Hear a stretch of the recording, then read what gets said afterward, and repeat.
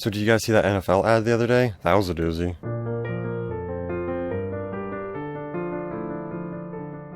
So the NFL came out the other day with a brand new 30-second ad on the LGBTQ community, and the first line in it is, "The NFL is gay." And apart from the juvenile jokes that can come out of that, I think it's a kind of a serious issue, being a conservative. Not that I hate gay people or anything, but I don't really know why the NFL has to be pushing an agenda, and they couldn't just stick to playing the dumb game, you know, like most people would probably prefer.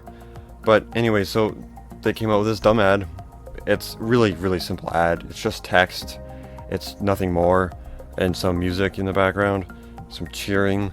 All the industries, all the big entertainment industries, academia, all the corporations, all of them are doing this. So this NFL ad, you know, fits right in with the rest, I guess. Anyways, let's watch.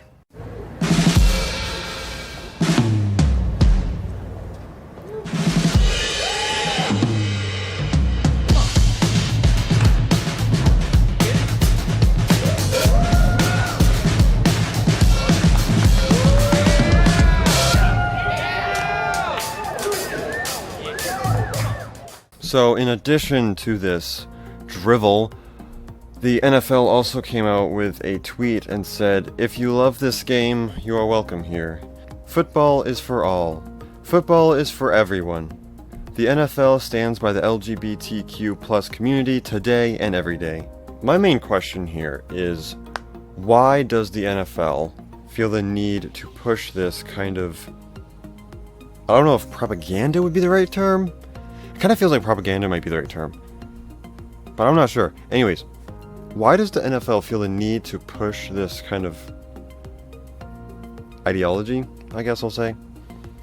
Why do they feel like they need to push this ideology when, like, most of their fan base is probably not into virtue signaling ads? I think there are three main reasons why any corporation, really, but why the NFL is doing this. I think it's mainly because the people in charge believe in the cause. I also think they're doing it because they want to get money from the advertisers. So I think they're getting like pressure from the advertisers to toe the line, to toe the LGBTQ line.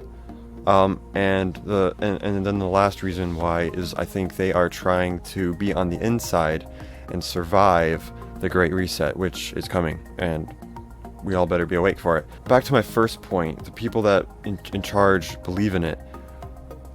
One question that I think is important to ask is, why do so many people that are in charge of these large organizations, why are so many of them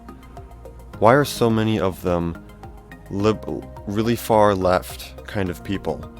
I'm not sure if it's because of the colleges that produce these kind of people, or if it's like an insider group, some sort of, I mean, I don't want to make it sound like the Illuminati, but I mean, some sort of insider group that is like a gatekeeping group, and they kind of move the pieces to make sure that only certain type of people get those positions, or if it's like just the type of people that go into to you know, try to get those jobs are more characteristically left-leaning by the personality. I don't know which it is. Maybe it's a combination of the three, but I mean, we keep having all these people, like all these major corporations, right? All of them, almost all of them anyways, are going super progressive, super woke.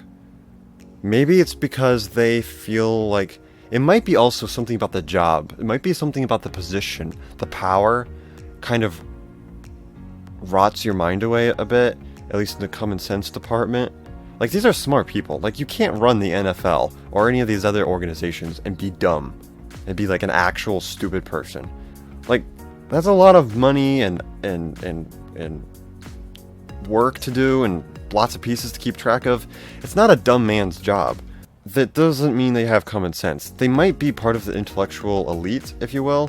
I mean, I don't know if the people running the NFL would be considered intellectually elite, but it might be those kind of people who think that they're so much better that they lose a connection, because they're up there, up in the clouds, so to speak, with all the other people up there, and they don't really have to deal with most people, because they're so rich, and because of the circles they're in, they don't really have to deal with the day-to-day life things, and so they slowly float away into this stupid ideological garbage that ends them in the far left. Like, they did not need to come out with this. They could have just played the game, waved the flag, done the anthem, and called it a day. But of course they won't be able to do that. Anyways, about my second point though, they want money from the advertisers. I think really in the end, it's a big combination of all three of my reasons. The people in charge believe in this stuff, the advertisers pressuring them, and they also know the Great Reset's coming. So I think all of these kind of merge together. I really do. They all kind of blend into one giant monster. The advertisers are believers as well. Like the people, like I was talking about before, all the people at the top of these corporations are true believers. So I think the big advertisers are putting pressure on the NFL, which is like how the NFL makes a lot of their money, to the advertisers. So the advertisers, I think, are putting a lot of pressure on the NFL to do this kind of garbage. But the advertisers are getting a lot of pressure from woke activists.